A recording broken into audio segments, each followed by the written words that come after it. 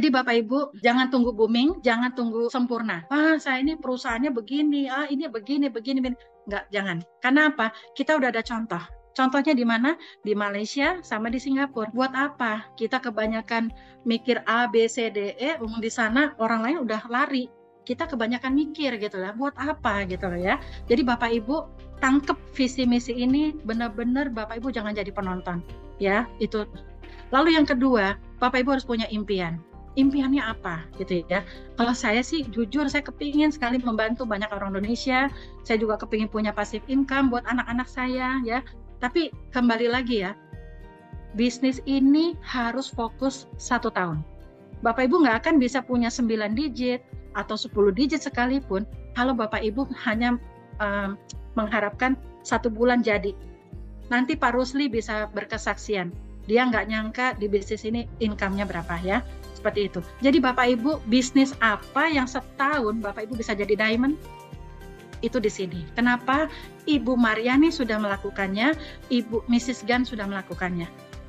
Kita hanya ikutin apa yang sudah mereka lakukan, ya. Nggak usah ragu-ragu Bapak Ibu ya. Kalau saya ragu, nggak mungkin saya ada di sini. 13 tahun saya anti multi level. Artinya saya nggak pernah bergabung gitu ya. Lalu yang ketiga, tadi saya sudah jelaskan ya, potensi bisnisnya besar sekali. Ya, di sini ada 270 juta penduduk, luar biasa ya. Tadinya saya juga nggak mikir, 2 bulan jaringan saya udah ada mulai dari Sabang sampai Merauke, Aceh sampai Papua. Saya nggak nyangka secepat itu juga gitu loh. Lalu tahu-tahu saya punya downline di Hong Kong, saya punya downline di Malaysia, saya punya downline di Singapura. Siapa yang mikir ke situ? Nggak pernah, saya nggak pernah mikir, tapi yang ada saya lakukan aja. Siapa yang butuh bantuan saya, mau jam 12 malam dia hubungin saya tetap, kalau saya masih kuat, saya pasti akan melayani mereka gitu ya. Jadi Bapak Ibu harus punya impian ya. Saya percaya Bapak Ibu kepingin bangkit semuanya dari pandemi ini, dari kesusahannya ini, dan jangan lupa bisnis ini jangan mikir uang gitu ya. Uang pasti akan mengalir, tetapi yang menurut saya yang paling penting adalah Bapak Ibu harus punya hati membantu bangsa kita untuk bangkit itu ya. Dan yang terakhir, ini juga penting ya, kita harus mengosongkan gelas lama kita. Mungkin Bapak Ibu di sini udah pada ahli-ahli semua, jago-jago semua, tapi kita belum ahli di Swanghor.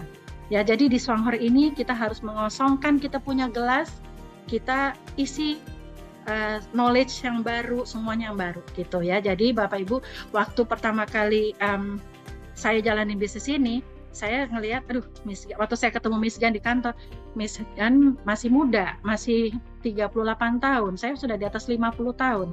Terus Miss Gan ngajarin saya, Bu Vita, begini. Saya pikir, kok saya diajarin gitu ya, padahal karena kan saya bekas di manajemen Bapak Ibu, saya bekas seorang direksi. Jadi saya diajarin sama anak kecil, saya pikir begitu kan. Tapi lama-lama saya pikir, no, di sini saya adalah orang baru. Saya harus belajar, saya harus mau merendahkan hati, belajar dari orang yang sukses. Bapak Ibu menjauhlah dari orang-orang yang negatif, tapi Bapak Ibu mendekatlah sama orang-orang yang positif. Karena apa? Itu auranya akan ke Bapak Ibu semua ya.